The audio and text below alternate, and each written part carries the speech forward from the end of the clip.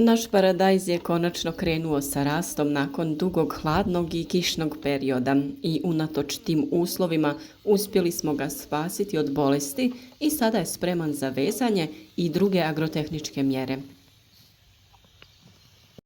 Prije nego krenemo sa temom današnjeg videa, željela bih reći svima onima koji žele pratiti uz titlove da na znak CC u desnom gornjem kutu biraju da li će titlovi biti uključeni ili isključeni, a na znak zupčanika pod titlovi birate jezik na kojem želite da gledate ovaj video, to jest koji prevod vam je potreban. Svaki video prevodimo na 50 jezika kako bi svi mogli da razumiju i da prate naš sadržaj. Veličinu u oblik slova namještate sami na vašem uređaju, tako da je vrlo važno da to prilagodite vašim potrebama. I ne zaboravite na znak zvonca koji će vam osigurati obavijesti o svakom novom videu. Neke stabljike paradajza već su krenule sa cvjetanjem, a na nekima već imamo i prve plodove. Iz tog razloga ćemo ga vezati i na taj način spriječiti da padne na tlo.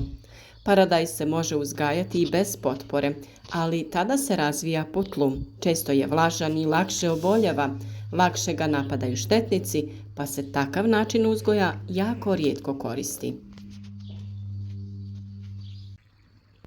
Iako određenu količinu paradajza uzgajamo na klasični način i eventualno ga malčiramo sa prirodnim malčem poput slame i sjena, ovaj paradajz smo posadili pod PVC foliju da bi smanjili gubitak vlage iz tla.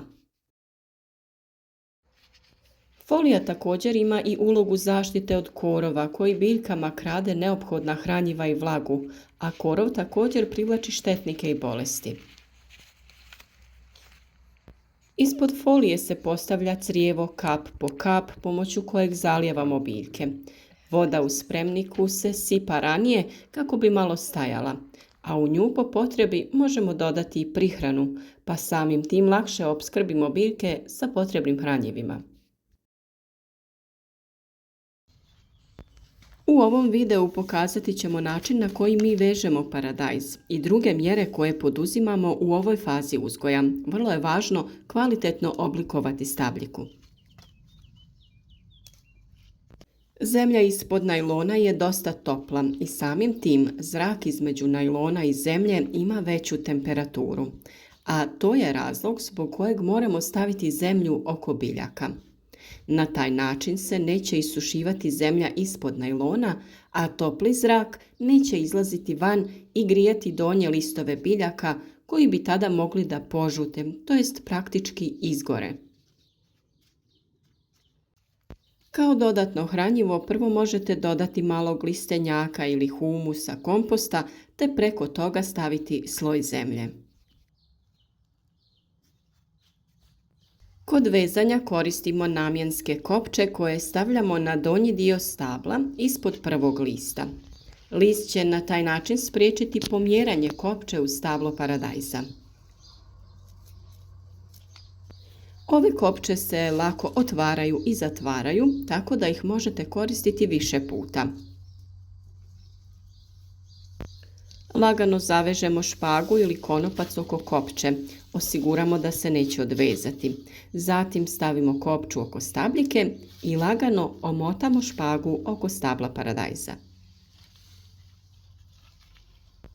Važno je imati osjećaj prilikom obavljanja vezanja, kako ne bi previše stegnuli stabljiku, te doveli do usijecanja špage u nju. Pazite i na to da špaga ne zateže dio kod rodne grane kako ju ne bi oštetili. Samo laganim pokretom naginjite stabljiku i omotavajte.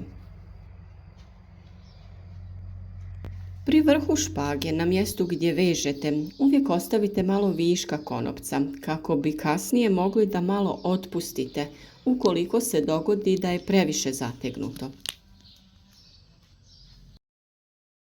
Ako nemate kopče, možete kao prsten koristiti gumenu elastičnu špagu.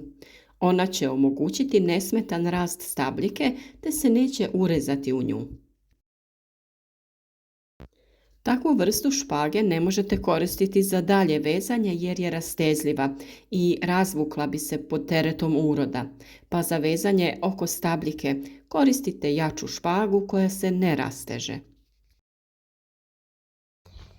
U plasteniku već imamo postavljene žice na koje vežemo paradajz i to je sva konstrukcija koja nam je potrebna. Na otvorenom naravno potrebno je prvo napraviti konstrukciju na koju ćemo postaviti žicu za koju vežemo špage koje smo postavili na paradajz. Na krajeve reda u kojem ste posadili paradajz potrebno je staviti jake stubove koji će nositi tu glavnu žicu na koju vežemo sav ovaj teret. Ti stubovi bi trebali biti dublje ukopani u tlo kako bi mogli da drže stabilnom cijelu konstrukciju. Od kvalitete napravljene konstrukcije zavisi i veličina paradajza kojeg ćete uzgojiti, jer ukoliko je konstrukcija manja, prije vremena ćete mu morati odrezati vrh kako bi prestao sa rastom. Inače bi se on presavio i rastao nazad prema zemlji.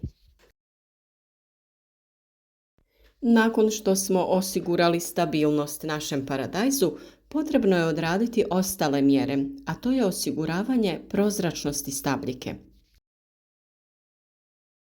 Vrlo je važno da zrak može dobro cirkulirati oko biljke kako bi se spriječio razvoj bolesti.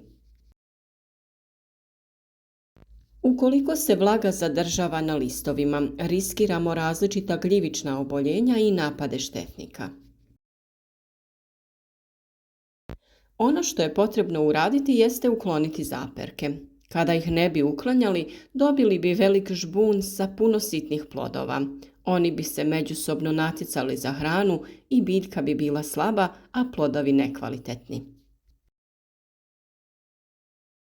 Kada uklonimo zaperke, tada sva hrana i voda ide u rodne grane sa cvjetovima, gdje će se razviti lijepi i kvalitetni plodovi. Zaperke uklanjate jednostavnim pokretom u stranu kako bi se odlomio i kako bi rana na stablu bila što manja. Iz tog razloga se oni uklanjaju prije nego narastu preko 5 cm, jer su tada još uvijek mekani i lako ih je maknuti. Sve veće zaperke koji su vam možda promaknuli, ipak uklonite sa oštrim škarama ili skalpelom kako ne bi oštetili stabljiku. Ako vam je neki zaperak previše izrastao, njemu možete samo odrezati vrh kako bi spriječili njegov daljnji razvoj. Vrlo je važno da vaše biljke obilazite redovno i na vrijeme uklanjate zaperke kako bi održavali oblik stabla. Nakon kišnih razdoblja velika je vlaga u zemlji i kada sunce grije, ta vlaga isparava i stvara idealne uslove za razvoj oboljenja.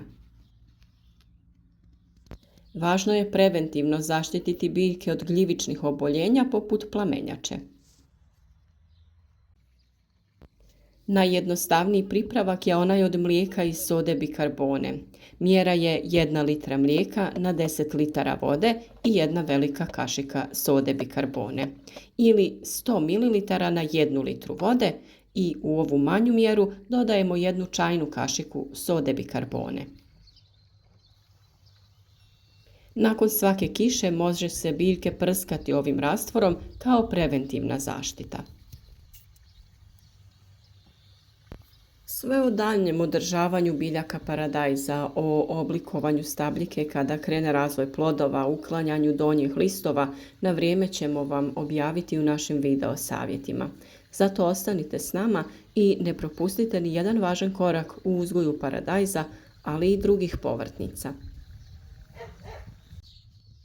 Ne zaboravite i kliknuti na znak zvonca ukoliko već niste, jer tako ćete osigurati obavijesti o svakom novom videu kako ništa ne bi propustili.